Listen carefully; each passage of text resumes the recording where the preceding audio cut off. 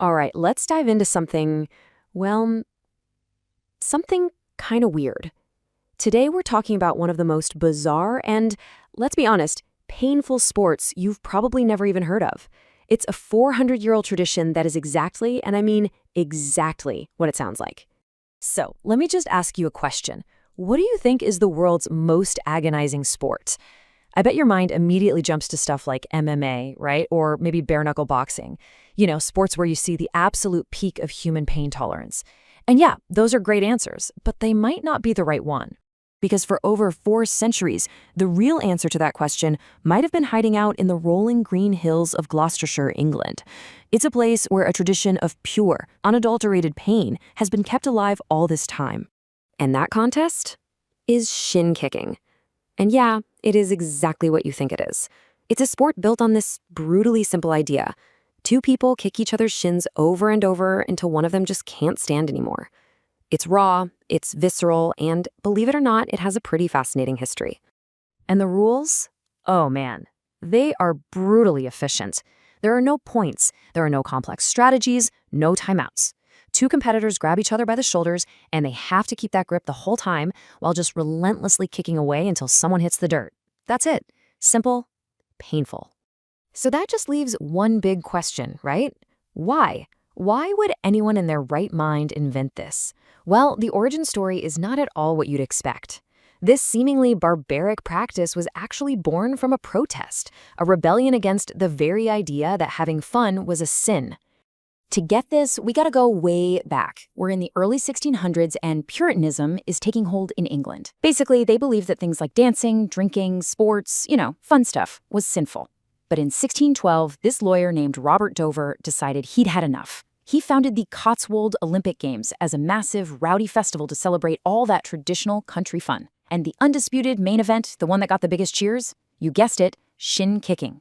And this quote right here, it really gets to the heart of it. The source material says, Robert Dover absolutely hated this idea of fun being a sin.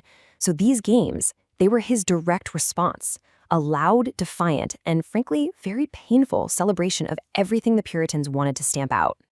Now, as you can probably imagine, a sport born from protest and fueled by a little bit of ale wasn't exactly a gentle pastime. During its golden age back in the 17th and 18th centuries, shin kicking was just unimaginably barbaric, with its own set of rules and, well, let's call it equipment. But hey, this wasn't just some chaotic brawl. It actually had a clear structure. You had to hold on to your opponent, you could only hit the shins, and victory was simple. Put the other guy on the ground. It was the best 2 out of 3, which meant that even if you won, you still had to limp your way into the next round.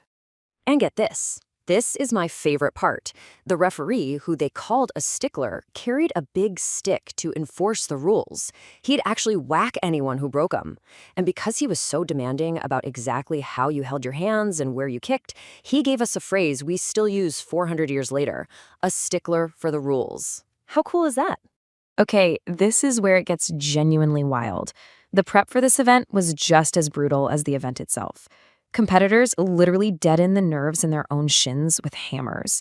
They'd wear these super heavy iron-tipped work boots, and some guys would even hammer nails through the toes to make them sharper.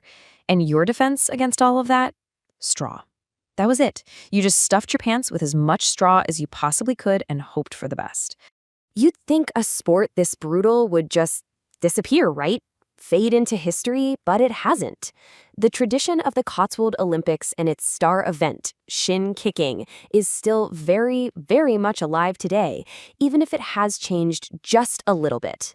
So let's compare the 2 eras. The biggest change, and it's a key safety one, is that competitors now have to wear soft-toed shoes, not those iron-tipped boots. But the core of the sport, including stuffing your pants with straw for protection, that's all still there. It's still brutal, just a little less, bone-shattering. And this is the part that blows my mind. Every single year, people still go to the exact same place, Dover's Hill, to do this.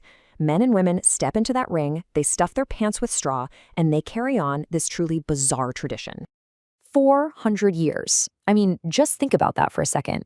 This tradition has outlasted empires. So what's the big motivation? What keeps it going? Because this is how much money they get. 0. Nothing. There are no multi-million-dollar contracts, no sneaker endorsements, no global fame. The prize is definitely not financial. So what do they get for all that pain? Well, the winner of the World Shin-Kicking Championship gets a small trophy and, of course, legs covered in these massive, deep purple bruises. That's it. That is the reward. Which brings us right back to the biggest, most important question of all. Why?